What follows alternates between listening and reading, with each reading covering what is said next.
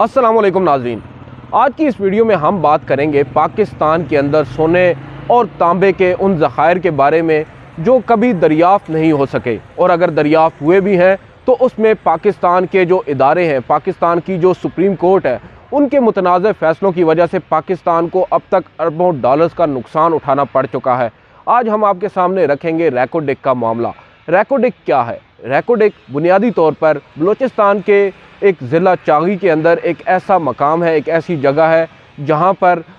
ज़ेर ज़मीन सोने के और दीगर मादनियात के वसी ज़खायर मौजूद हैं। ट्रिलियंस ऑफ टन्स का जिक्र किया जाता है। और ये अगर हम माजी में चले जाएं, अगर आप मेरे साथ रुकें इस पूरी वीडियो में, आज हम आपको तफसीलात से आगाह करेंगे। साल 1993 में बलूचिस्तान हुकूमत ने एक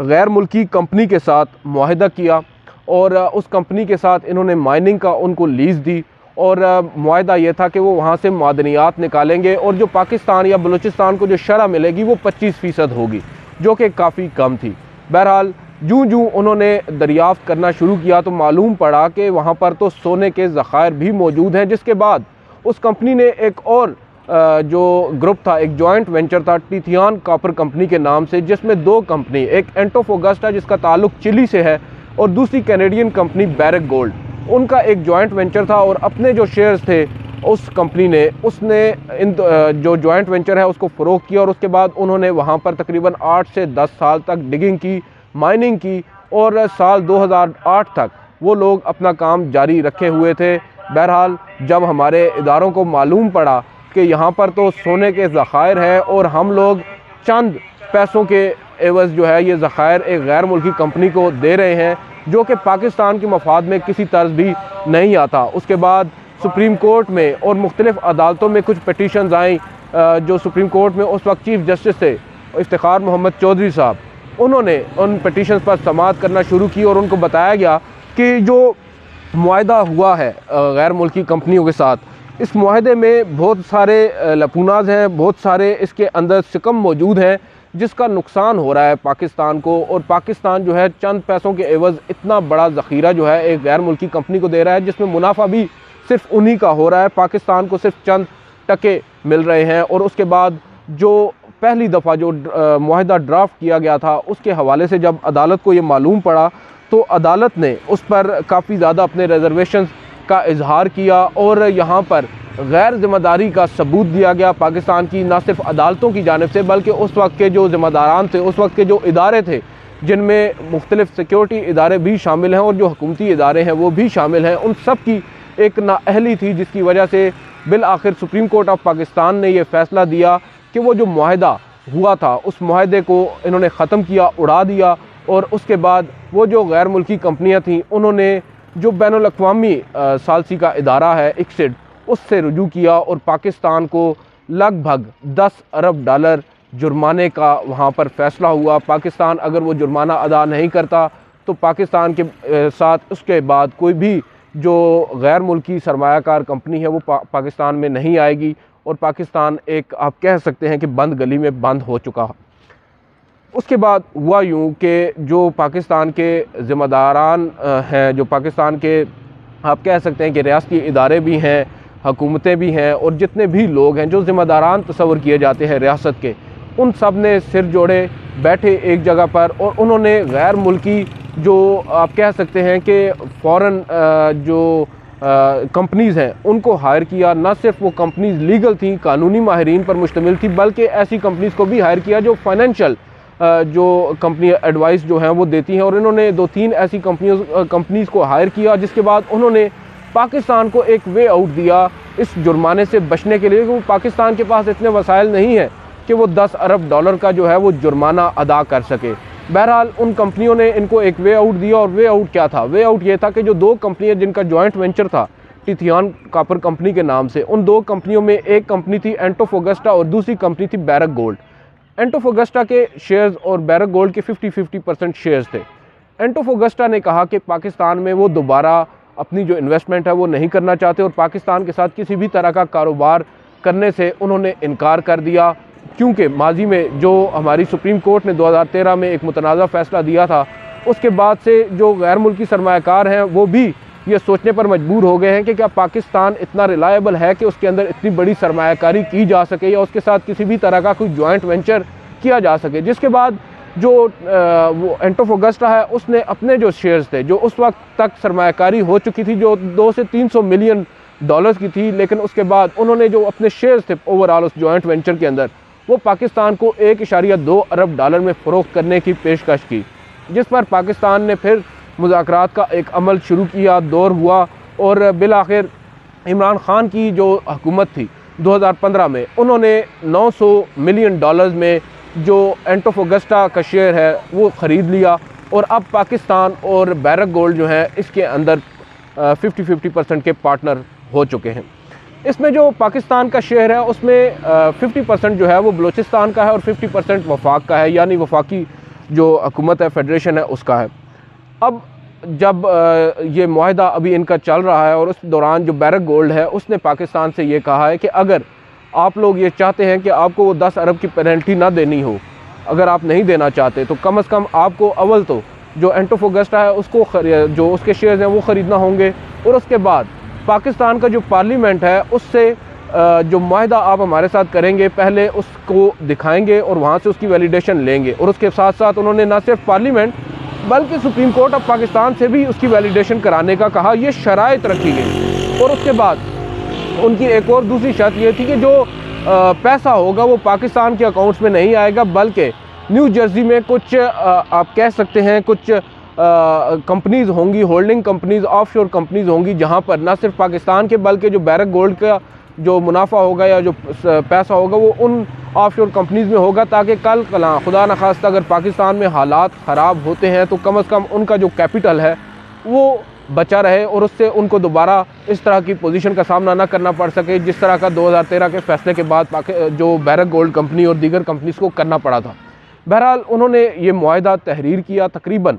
3.5 साल का ये दौर चला मुज़ाकरात का और इसमें न सिर्फ एक हुकूमत बल्कि मुख्तलिफ़ हुकूमतें जो हैं उन्होंने अपना अपना इनपुट डाला और जो पाकिस्तान के रियासती इदारे हैं, ISI है, मुख्तलिफ़ जो रियासती इदारे हैं जो कि ज़िम्मेदारान हैं, जो कि पाकिस्तान को चलाने के अंदर जिनका अहम किरदार होता है रियासती इदारों का, उन सब ने एक जगह मिलकर सर जोड़े और उसके बाद एक मुआहदा तय पाया। अब वो मुआहदा जो है उसके मुताबिक पाकिस्तान, जैसा कि पहले आपको मैंने बताया कि 50% पाकिस्तान का है, गो के इसमें अभी भी काफ़ी कुछ गुंजाइश निकल सकती थी, क्योंकि अब पाकिस्तान के पास ज़्यादा गुंजाइश इस वजह से नहीं बचती कि पाकिस्तान अब लूजिंग पार्टी है। पाकिस्तान को एक जुर्माना देना है 10 अरब डॉलर का और उसकी तलवार उसके सर पर लटक रही है और पाकिस्तान को अब इस सूरत में इससे बेहतर जो मुआहदा है वो नहीं हो सकता था। लिहाजा ये मुआहदा जब इन्होंने कर लिया, इन्होंने पार्लियामेंट में ये लेकर आए और उसके बाद सुप्रीम कोर्ट में इन्होंने एक रेफरेंस सदर के ज़रिए एक सदारती रेफरेंस जो है वो दायर करवाया वज़ीर आज़म की सिफारिश पर। और जो सदारती रेफरेंस है उसके अंदर इन्होंने 2 सवालात उठाए। वो 2 सवालात क्या है? वो 2 सवालात है बुनियादी तौर पर जो बैरक गोल्ड कंपनी के साथ जो मुआहदा हुकूमत पाकिस्तान इस वक्त करने जा रही है, क्या वो सुप्रीम कोर्ट के 2013 के फैसले के साथ मुताबिकत रखता है, कहीं उसके ख़िलाफ़ तो नहीं? और दूसरा, जो हुकूमत पाकिस्तान एक नया बिल बना रही है, नया कानून बना रही है जो कि फॉरेन इन्वेस्टमेंट बिल 2022 के नाम से है, क्या वो जो बिल है वो भी 2013 का जो फैसला है उससे मुताबिकत रखता है या नहीं? और अगर रखता है और अगर नहीं रखता और उसमें कोई जो सिकम मौजूद है तो सुप्रीम कोर्ट उसके हवाले से हुकूमत को आगाह करे, ताकि बाद अज़ां इस तरह की कोई भी जो आप कह सकते हैं ये जो मुआहदा होगा इसको सुप्रीम कोर्ट में कोई भी आकर चैलेंज ना कर सके और पाकिस्तान को एक मरतबा फिर बैनुल-अक़वामी सतह पर इस तरह की शर्मिंदगी या एम्बेरसमेंट का सामना ना करना पड़े। जिसके बाद इस मुकदमे पर जो है वो 18 तारीख को जब समाअत के लिए मुकर्रर हुआ ये रेफरेंस, तो chief justice of Pakistan justice उमर-अता Bandial की सरबराही में 5 रुकनी लार्जर बेंच ने 25 अक्टूबर को पहली समाअत की और उसके बाद मुसलसल इस रेफरेंस पर समाअतें हुई। जो 5 रुकनी लार्जर बेंच था इसमें चीफ जस्टिस उमर-अता बंदयाल के साथ साथ justice Ijazul Ahsan, justice Munib Akhtar, justice Yahya Afridi और जस्टिस जमाल खान मंदोखेल शामिल थे। जस्टिस जमाल खान मंदोखेल वो हैं जिनका ताल्लुक भी बलूचिस्तान से है और ये जो मुआहदा है, ये जो प्रोजेक्ट है रेकोडेक का, ये प्रोजेक्ट भी बलूचिस्तान के ज़िला चागी में है। शायद इसी वजह से उनको भी इस बेंच में शामिल किया गया है। बहरहाल बहुत सारे सवालात उठे, बहुत सारे जो जजेज़ हैं बिलखसूस जस्टिस मुनीब अख्तर, उन्होंने कई अहम सवालात उठाए। उन्होंने यहाँ पर एक सवाल उठाया कि जो गैर मुल्की कंपनी के साथ मुआहदा करने का आपने एक शिक शामिल की है, जो एक माइनिंग एक्ट है 1948 का, उसके अंदर एक 7 जो है क्लॉज उसको शामिल किया गया है। उसके हवाले से उन्होंने सवाल उठाया कि उसके अंदर लिखा गया है कि अब बलूचिस्तान जो है वो कर सकता है गैर मुल्की कंपनियों के साथ मुआहदे, जो कि आपने इंक्रोच किया है फेडरल लॉ के अंदर, फेडरल जुरिस्डिक्शन के अंदर। वो एक फेडरल लॉ है, उसके अंदर आप तरमीम नहीं कर सकते। सूबा कैसे एक फेडरल लॉ के अंदर तरमीम कर सकता है, जिस पर फिर मुख्तलिफ जो वकला हैं, मुख्तलिफ लोगों ने अदालत को इस बात पर कन्विंस करने की कोशिश की। और यहाँ पर बिल आखिर जब अदालत ने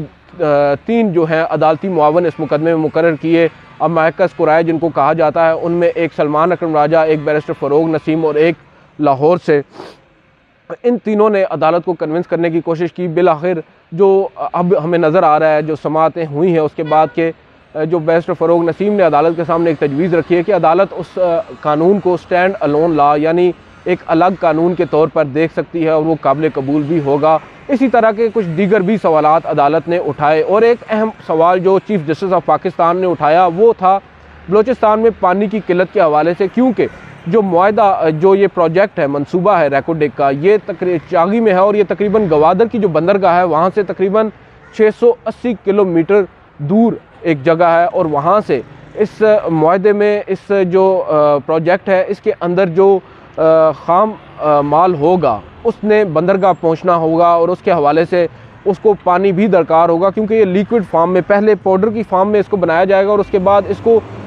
पानी में मिलाकर लिक्विड की फार्म में वो जो 680 किलोमीटर लंबी पाइपलाइन बिछाई जाएगी, उस पाइपलाइन के ज़रिए जो है वो बंदरगाह पहुँचाया जाएगा। तो उसके लिए चीफ़ जस्टिस ने सवाल उठाया कि इतना ज़्यादा पानी इस्तेमाल होगा रोज़ाना की बुनियाद पर, क्या बलूचिस्तान में पानी के इतने ज़खायर मौजूद हैं? बलूचिस्तान तो अपनी खुशकसाली की वजह से मशहूर है, वहाँ पर तो पानी की तंगी है। और ये सवाल जब उठाया तो बैरक गोल्ड के वकील ने अदालत को बताया कि वहाँ पर पानी वाफिर मिकदार में मौजूद है, गो कि वो पानी खारा है,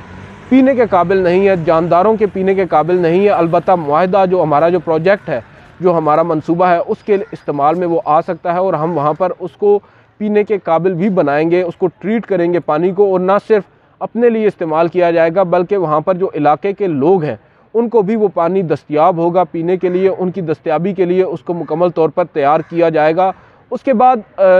जो चीफ़ जस्टिस हैं उन्होंने जो वर्कर्स वेलफेयर है, जो मज़दूर हैं वहाँ के, उनके हवाले से भी कुछ सवालात उठाए। उन्होंने कहा कि जो मज़दूर वहाँ पर काम करेंगे वो एक्सपेक्ट करेंगे कि आप उनको, जो आम मज़दूर पाकिस्तान में काम करते हैं, उनसे ज़्यादा पे करें, क्योंकि हमने देखा है जितनी भी मल्टीनेशनल कंपनीज़ पाकिस्तान में आती हैं वो ज़्यादा पे करती हैं बनिस्बत दीगर लोकल कंपनीज़ के। तो उस पर उन्होंने कहा कि हमने पूरा जो एक चार्ट बनाया हुआ है, जो बैनुल-अक़वामी क़वाइद व ज़वाबित है, उनके मुताबिक उन मज़दूरों को पे किया जाएगा। इस हवाले से अब लग यूँ रहा है कि चीफ़ जस्टिस अपने जो तफसीली राय होगी उसके अंदर इस हवाले से भी कुछ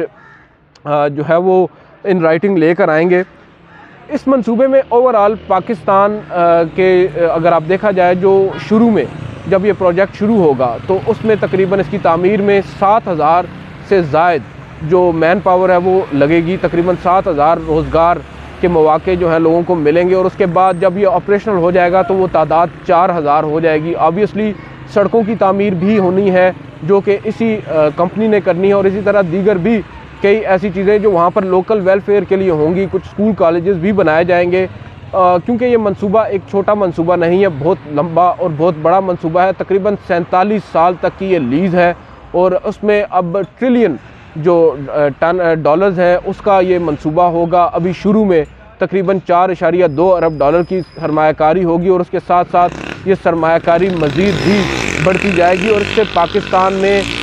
न सिर्फ इस मंसूबे के ज़रिए पैसा आएगा, बल्कि इस मंसूबे के देखा देखी दीगर भी कई गैर मुल्की सरमायाकार कंपनीज पाकिस्तान में इंटरेस्टेड होंगी। तो अगर इस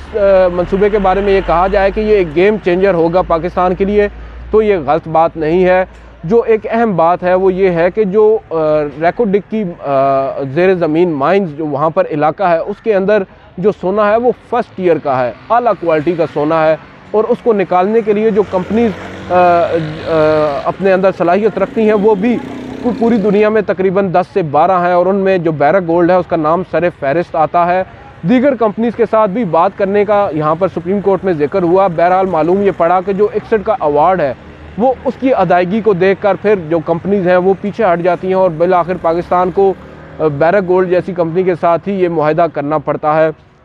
इस सदारती रेफरेंस पर जब राय मांगी गई तो सुप्रीम कोर्ट में ना सिर्फ बैरक गोल्ड के वकील और ना जो additional attorney general Aamir Rahman उन्होंने अदालत को इसके हक़ में दलाइल दिए, बल्कि जो अदालती मुआवनीन थे, तीनों अदालती मुआवनीन, उन्होंने भी अदालत के सामने एक बात रखी कि ये अब पाकिस्तान की ज़रूरत बन चुका है। अब अगर पाकिस्तान ने इस मुआहदे पर दस्तखत नहीं किए तो फिर 10 अरब डॉलर का जुर्माना अदा करना पड़ेगा पाकिस्तान को, जो कि अब किसी भी सूरत पाकिस्तान के लिए मुमकिन नहीं है। जो पाकिस्तान के आप मौजूदा सूरत हाल को देख सकते हैं, पाकिस्तान की हालत इतनी अच्छी नहीं है कि वो 1 अरब डॉलर भी इस मद में अदा कर सके। बहरहाल तकरीबन इस मुकदमे पर तकरीबन 17 समातें हुई हैं और चीफ़ जस्टिस ऑफ पाकिस्तान ने गुज़श्ता रोज़ एक आखिरी समात की और उस समात में उन्होंने इस बात का इंदिया दिया है कि आइंदा आने वाले हफ़्ते में एक मुख्तसर फ़ैसला वो सुना देंगे। जो बुनियादी वजह है इतनी जल्दी इस मुकदमे की समात का जो जल्दी फ़ैसला सुनाने की एक बुनियादी वजह वो ये है कि 15 दिसंबर की डेडलाइन है। 15 दिसंबर तक अगर इस मुआहदे पर हुकूमत पाकिस्तान दस्तखत नहीं करती तो उसके बाद ये जो मुआहदा होगा या ये जो डील होगी तो गैर मुल्की कंपनी के साथ ये नल एंड वाइड हो जाएगी और अगर इसमें मज़ीद डिले होगा तो हर महीने के साथ पाकिस्तान के ऊपर $7 मिलियन की पेनल्टी भी पड़ती रहेगी। और दूसरी अहम बात यह है कि ये जो मंसूबा है अब पाकिस्तान के लिए इस वजह से नागुज़ीर हो चुका है कि पाकिस्तान के पास इसके अलावा और कोई ऑप्शन नहीं है इस चुंगल से बचने के लिए। और यहाँ पर सुप्रीम कोर्ट को भी बारहा ये बावर कराया जा चुका है कि सुप्रीम कोर्ट के पास भी फ़िल वक्त और कोई ऑप्शन नहीं है इसको वैलिडेट करने के अलावा। कल चीफ जस्टिस ऑफ पाकिस्तान ने ना सिर्फ तमाम जो वकला हैं उनका शुक्रिया अदा किया, एडिशनल अटॉर्नी जनरल का शुक्रिया अदा किया, बल्कि उन्होंने कमरा अदालत में मौजूद कुछ ऐसे लोगों का भी शुक्रिया अदा किया जो कि ब्लैक यूनिफॉर्म में नहीं थे। और वज़ाहिर नज़र यही आता है कि वो जो कुछ इदारों के लोग वहाँ पर मौजूद थे कमरा अदालत में जो कि इस केस को शुरू दिन से परस्यू कर रहे हैं, ना सिर्फ अदालत की समात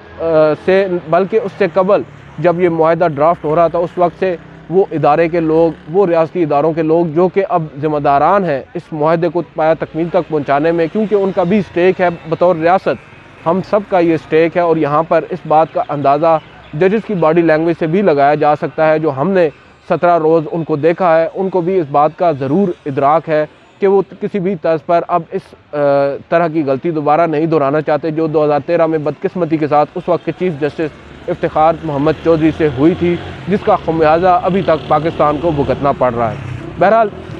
फ़ैसला जो भी आएगा उम्मीद है वो पाकिस्तान के हक़ में होगा और आपको इसके हवाले से मज़ीद भी तफसीलात हम उससे आगाह करेंगे कि इस मंसूबे से पाकिस्तान को और कितने जो है वो फ़वायद हासिल होते हैं। आज की इस वीडियो से इतना ही, इजाज़त दीजिए, अल्लाह हाफ़िज़।